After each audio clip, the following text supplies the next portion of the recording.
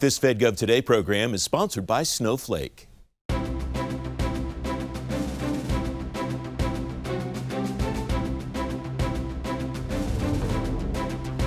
On this edition of Fed Gov Today with Francis Rose, managing the coming thaw after the shutdown's contracting freeze, progress on the revolution in acquisition, and more with less gets ready for a post-shutdown comeback. Welcome to Fed Gov Today with Francis Rose. The end of the shutdown, when it comes, will mean agencies can start contracting at full speed again. But that may take some time after the longest federal government shutdown in history. Mike Derrios is the outgoing Deputy Assistant Secretary for Acquisition at the State Department. He's now founder of Derrios Advisory Group. Mike, welcome. Thanks for joining me today. So much. What do you expect to see when the government reopens, contractors start getting back to work? What kind of impact is that going to have on the acquisition community and on the vendors? It's going to be a deluge of activity on both sides. The vendors are going to try to figure out how their invoices have been sorted out.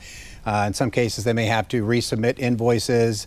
Your contracting specialists and officers are going to be running around trying to figure out how to get the contractors back in. In some cases, some of the contractors may have lost staff. 30 plus days is a lot of time. And so some of the talent may be gone. And I think you're going to find, so especially small businesses are going to have to figure out who's still left, who has taken a 1099 position somewhere, who can I bring back, and is my staffing, ready to go. So it's just going to be a lot of that, I think, for the first 30, 45 days.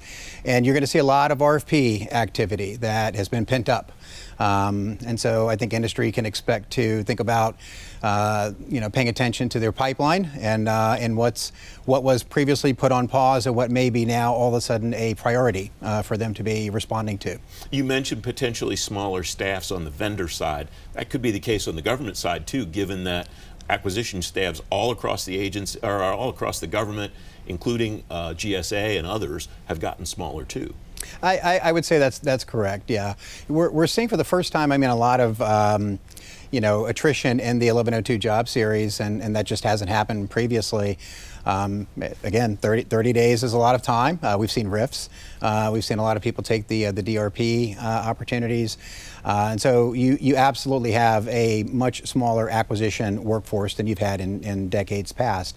And the shutdown could have actually encouraged some folks to potentially look at opportunities outside of government. Are there some things that you did at the State Department in preparing for the shutdown that will help that reopening process there that other agencies could maybe copy? Well, I don't know that we did anything necessarily unique. We pretty much followed the same playbook that everyone else did. You look at your essential contracts. You look at, most importantly, the core support. Do we have enough contracting officers to take actions if need be? But do we have the oversight on the contracts available to actually make sure that people are doing the work and that the invoices are getting paid? So that's pretty much standard. Something that 1102s will come back to is the change in the FAR, the revolutionary FAR overhaul. We'll talk more about later in this program, really has potential to change the way that agencies do business on acquisition, doesn't it? Oh, it does. I think that most people in the contracting community will tell you they appreciate the opportunity to have latitude. I think that contracting officers have, for a long time, wanted to play in the gray space, if you will, and the RFO gives them the opportunity to do that. I'm going to be very keen on what happens with the public comment period. So I think as they go into rulemaking, it's going to become real for industry and government both. We'll be in this bit of an in-between phase. I know that industry is going to have a lot of commentary, as they should.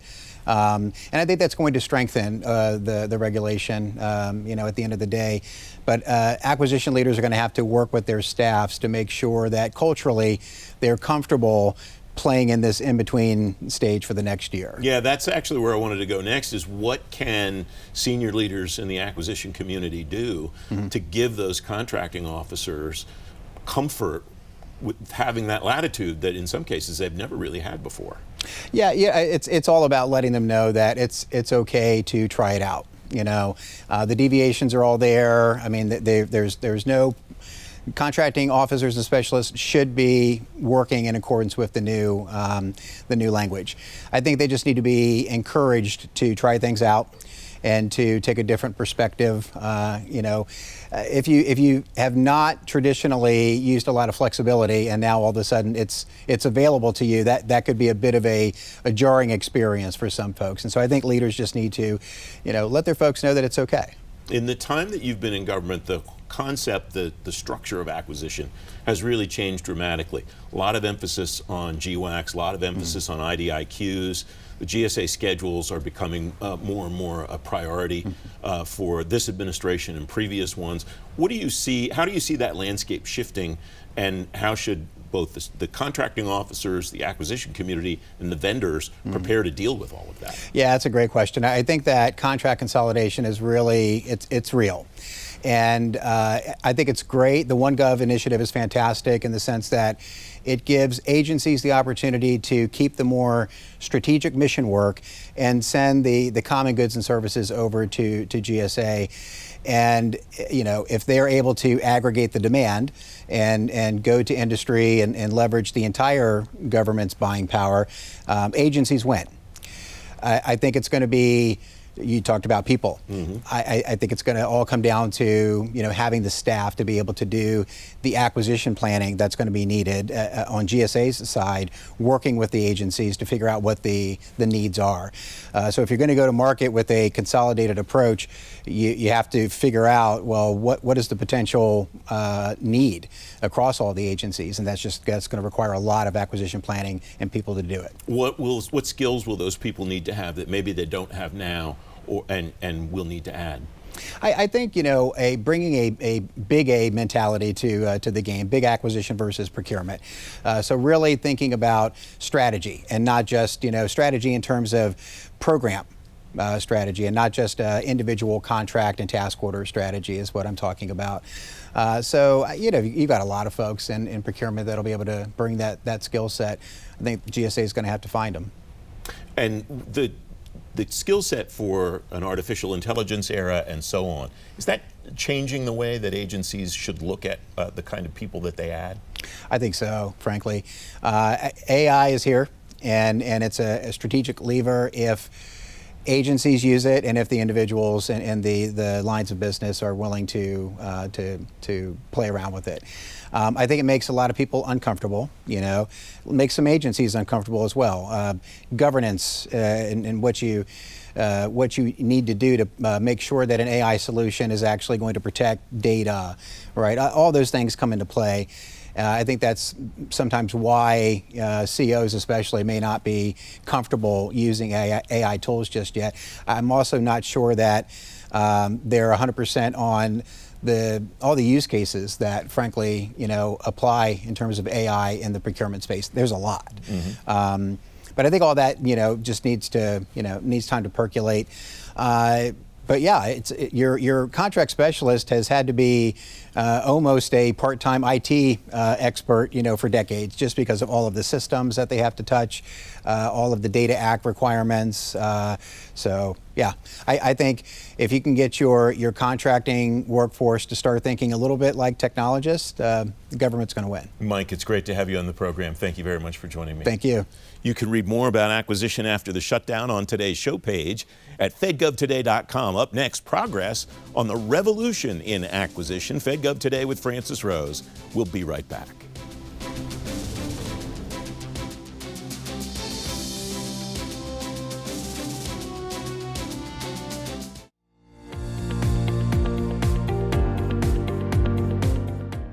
And we're partnered with our HR folks, not just for the training and upskilling of folks, but I think it also allows us to see where we have training gaps with our staff.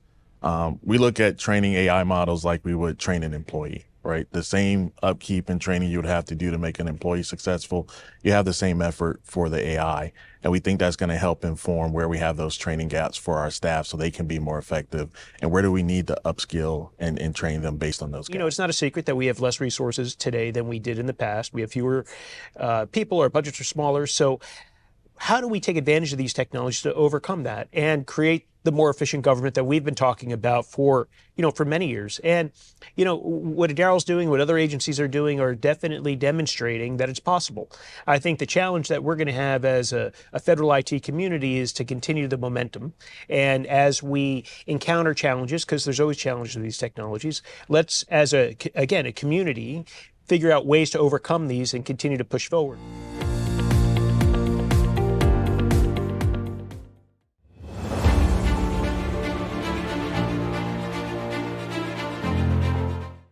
What are the gaps that need to be filled, and how so?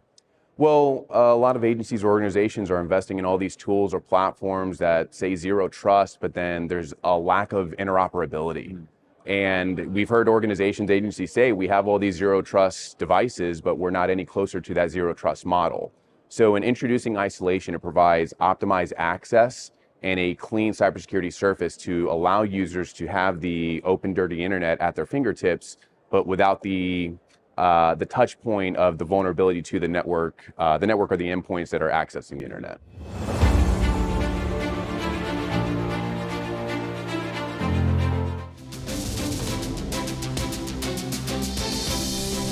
Welcome back. The deviation stage of the revolutionary FAR overhaul is complete. The senior procurement executive at the General Services Administration, Jeff Kosis, calls the release of a full set of deviations a, quote, major milestone in the overhaul. The deviations took effect Monday. Matthew Rose, no relation, is head of government affairs at Snowflake. Matthew, thanks for joining me today. What do you think is the biggest impact that so far in what the GSA and the others have done with the FAR overhaul? Well, Francis, I think you said it, so far in the FAR. I think that's just a great way of thinking about it. The changes have been just massive and constant. When we look at, and if I may offer 3 areas where I've seen some immediate changes in the past 3 years, it's around communication, it's around the broad area of vendors, and also reducing complexity. So if I may just real quickly on communication, what we're seeing is really a change in culture. FAR Part 10 changes went to that, and that's the part of the FAR that discusses market research. And what we saw with the changes is really a cultural change of speaking with industry and the government coming together and really learning more. And that's even more important when we see the changes in AI and data. I've never seen technology move so fast. Mm-hmm. Pairing with that, what we see is more of an appetite to expand the conversations with a broader set of vendors, a broader set of technologies.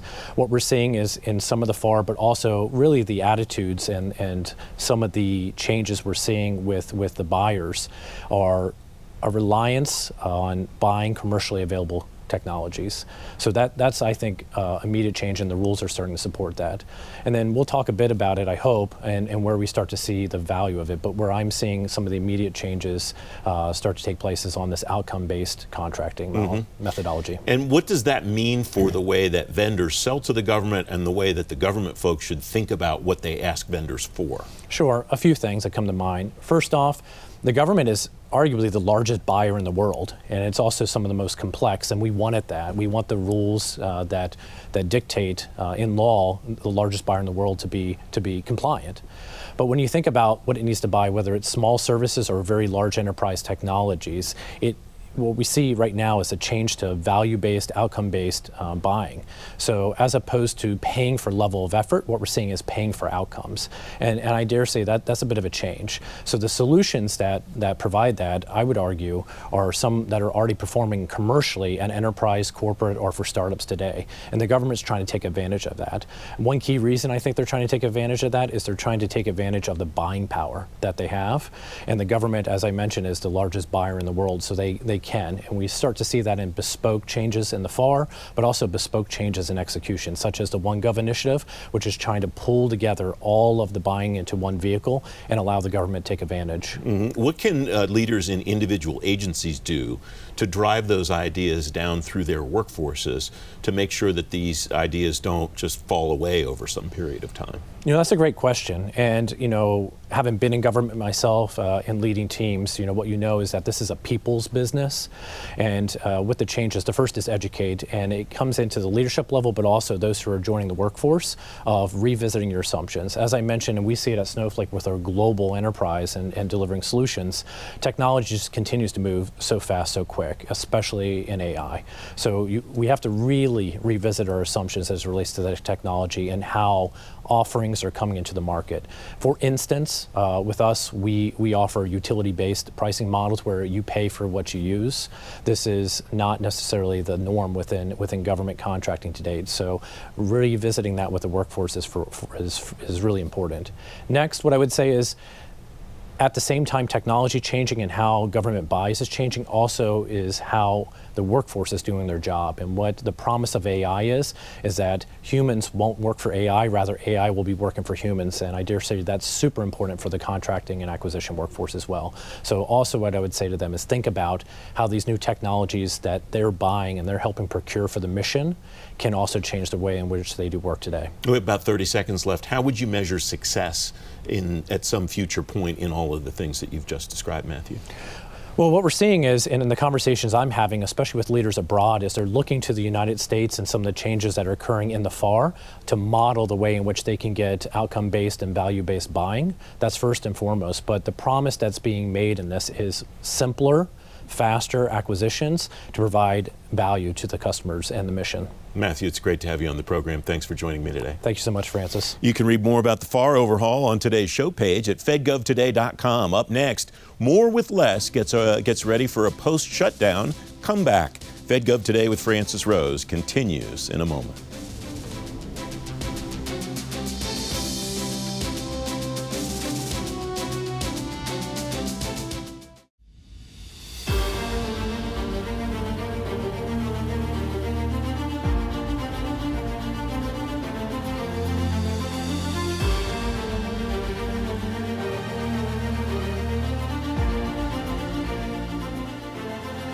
Ultimate outcome we're trying to get to is trust in the data. And trust is measured in a few different ways, right? It's in the integrity and the data quality, it's in the accessibility of the data, all of that matters, right? And if we have that, we can use it without question. The explosion of AI has changed the trajectory of cloud. It's changed at least my strategy on how we wanted to build cloud.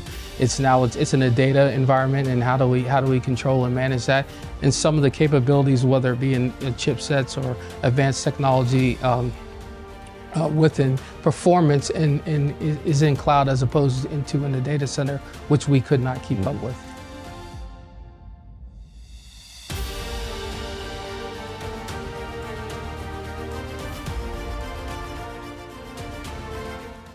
How do we solve our nation's biggest challenges? Precision, speed, honor. No manual, no roadmap, no problem. Launching AI in orbit, using XR on the battlefield. Stopping fentanyl at the border, making America stronger, safer, faster. It's who we are and how we lead. Booz Allen, it's in our code. Welcome back. After the shutdown ends, any push to do more with less won't be new, but that push may be louder than it's ever been before. Ann Duncan's former Chief Information Officer at the Department of Energy. Ann, welcome. Thanks for joining me today. Is it possible that a new push to do more with less will be different than it was previously? So we've seen so many iterations of do more with less, and so many different versions. I would hope that maybe the administration would take this opportunity as a pause to think about what worked well so far and what hasn't worked well. I think that this administration has the potential to do some things that could really help in terms of doing more with less. They're willing to change the norms, to change the behaviors, and that willingness to change behaviors could lead us to an ability to really find new potentials for doing more with less, and to do things like simplifying procurement. So, for example, this idea of moving everything to GSA, I think, is not reasonable at this point. They've cut GSA staff. There's a lot of complexity in many of these contracts. But there's an opportunity to maybe move some critical things that are truly cross-governmental commodity things to GSA effectively, or to NASA, as opposed to just taking and bringing everything over there, or NIH, these places where they have expertise in managing lots of big, complex contracts.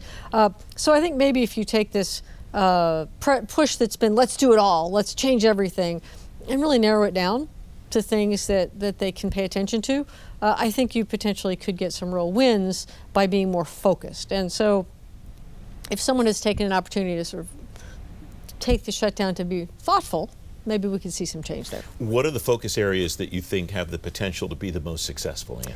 I think it's commodities. If you look at, for example, your email and your file sharing and your telecom, right? We already have standardized telecom contracts, but then we force the individual departments and agencies to do a lot of the work to actually make that happen. And I'm not talking about like buying lines. Obviously, they need to buy their own lines, but more of the contract work could be done at GSA as opposed to, here's a new contract, go move to it.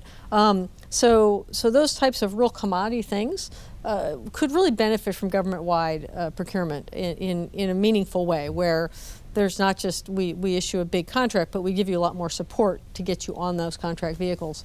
But I think that the flip of that is there's a lot of things that really require local knowledge and expertise that are best served by being done locally. How much of that should be carrot and how much should be stick, though? Because I recall, I think it was 2014, the federal desktop core configuration that Tony Scott and Ann Rung put out from OMB, but they said these are guidelines, this is a good idea, and I think it was 4 configurations of desktop computers, and it went pretty much nowhere pretty quickly. That's the kind of thing it sounds like you're talking about. What would make it stick, do you think? Well, that's a blast from the past of 2014. Well, I think that was slightly misguided, right? I think that it's about the vehicles, not being prescriptive, right? You say, because you look at office work, you say these 4 should be just fine, but you ignore the fact that DOE is full of field workers, EPA is full of field workers, DOE is full of scientists, right? So you lay out 4 configurations and you say their suggestion, everyone goes, well, they don't meet my needs, and so I'm throwing away the whole thing. So being able to do things that are more generalized, that will actually help. But to your question about how much is carrot and stick, I mean, I think that we need a little stick. And I don't, because I don't know what the carrot is, right? If there's a real carrot where you can, I mean, departments are not dumb. So if a CIO sees you can save me 20%, that's the carrot that will get me over there. But frequently, there's just not enough buying power for, say, the department the size of DOE to make that move. Whereas maybe if you're the Small Business Administration or some other small organization, there's enough buying power to get you over there. So a little bit of carrot, probably a little bit of stick would be helpful. But maybe not there's been some punitive sticks of late that aren't helpful. So, ultimately, if it's a good deal, you don't need a stick. But I think that I shouldn't say you don't need a stick. You usually don't need a stick, right? There are folks within the government who like to flex their autonomy no matter what, regardless of whether it would make sense to do something. And that, I think, is what makes people crazy, and it's understandable. What are the opportunities to make gains quickly in the technology space after the shutdown, and what's the groundwork that one should think about before one goes about trying to achieve them? Yeah, I think there's a lot of things that make it hard to say that there are opportunities to go quickly after the shutdown. I think we've done some things that are going to make that extremely hard.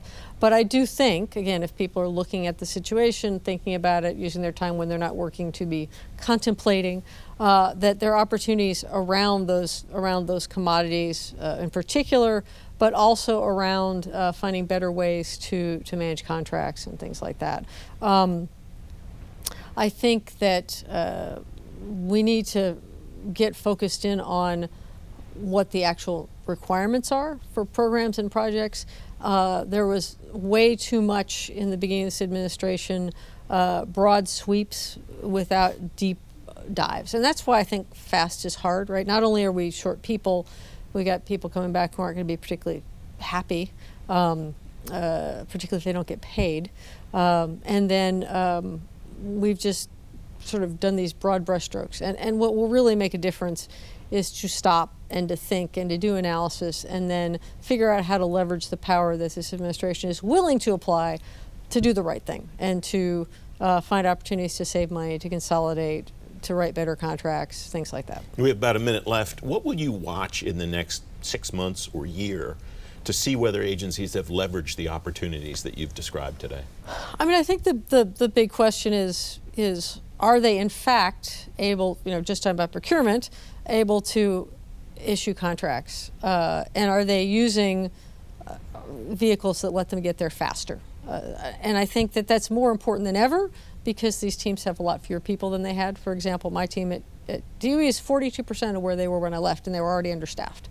So if you want to get something solved, you're going to have to find ways to leverage other people's resources, to leverage vehicles that let you go fast. So that's going to be the key, is if you see these contracts being let and renegotiated as opposed to just being extended and extended and extended, that's the key, that someone has learned something and been able to add value. And it's great to have you on the program. Thank you very much. It's always great to be here, Francis. You can read more on today's show page at fedgovtoday.com. FedGov Today continues in a moment.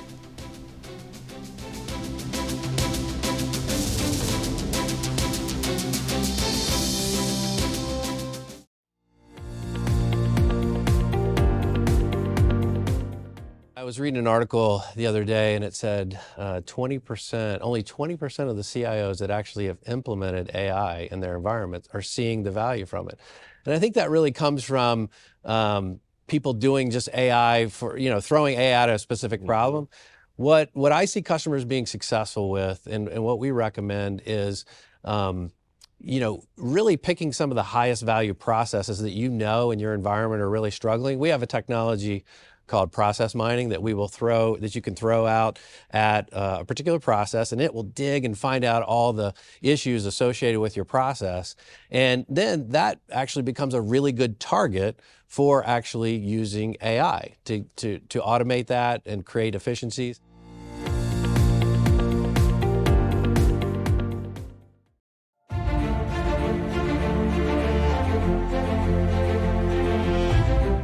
And then maybe going one level deeper is maybe getting started earlier at the K through 12 level. So maybe planting the seed that, hey, roles in cybersecurity are highly prestigious and they're fun and they're interesting, right? So that people in the grade school or high school level can look at that as a possible career choice. I know when I was going to school, in grade school, everyone wanted to be a policeman, a fireman, a pilot, right? An astronaut, but a cybersecurity analyst or operator, that wasn't on the radar. So perhaps planting that seed and letting kids know early that that's a fun and interesting career path.